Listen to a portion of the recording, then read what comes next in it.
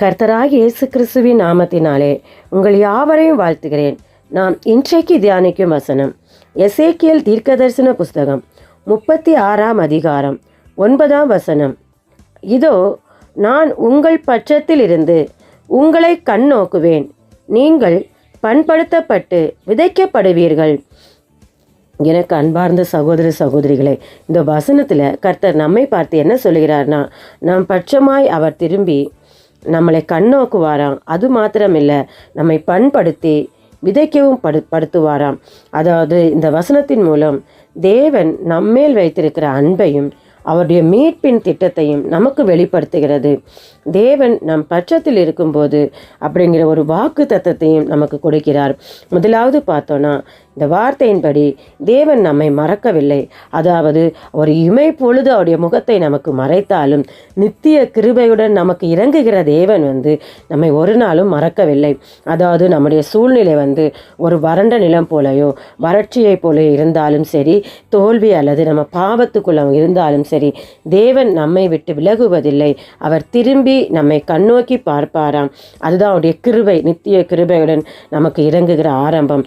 தேவன் இரண்டாவது என்ன பண்ணுவார்னா, நமக்குள்ளே மாற்றம் செய்கிறவராக இருக்கிறார். அதாவது நீங்கள் பண்படுத்தப்படுவீர்கள். பண்படுத்தப்படுதுன்னா, ஒரு நிலத்தை விதைக்கும் போது அந்த நிலம் அதற்கு முன்னாடி பண்படுத்தப்பட வேண்டும்.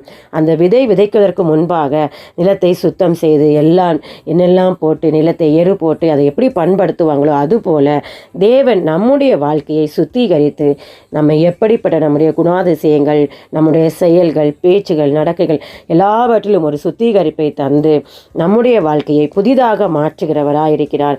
உடைந்து போன நம்முடைய மனதையும் சரி, எல்லா காரியங்களையும் சரி, கர்த்தர் ஒரு பயனுள்ள வாழ்க்கையாக மாற்றுகிறார். மூன்றாவது பார்த்தீங்கன்னா, பயிரிடப்படுகிற ஒரு வாழ்க்கையை நம்மை மாற்றுவாராம். அதாவது நீங்கள் விதைக்கப்படுவீர்கள் அப்படின்னு.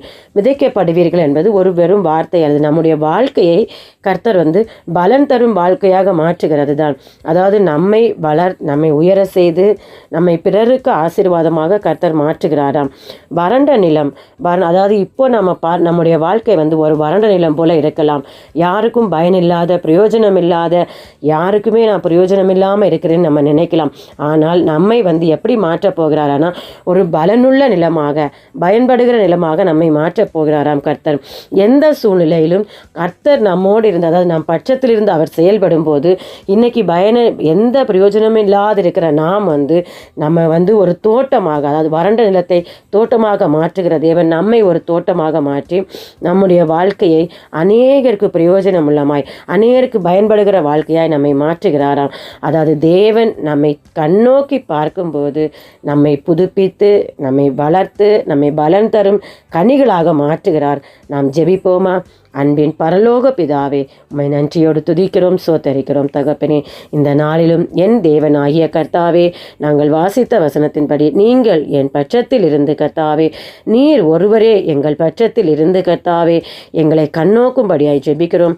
எங்களை பண்படுத்தி நாங்கள் அநேகருக்கு தகப்பனே கனி கொடுக்கிறவர்களாய் விதைக்கப்படும்படியாய் ராஜா, உம்முடைய சமூகத்தில் எங்களை ஒப்புக் கொடுக்கிறோம்.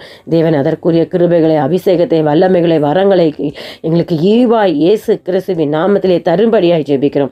எல்லாவற்றையும் உமக்கே கனத்தையும் மகிமையும் துதி கனம் மகிமையெல்லாம் ஒருவருக்கே செலுத்துகிறோம். கர்த்தராகிய இயேசு கிறிஸ்துவின் நாமத்தினாலே ஜெபிக்கிறோம் நல்ல பிதாவே, ஆமேன். கர்த்தர் உங்களை ஆசீர்வதிப்பாராக.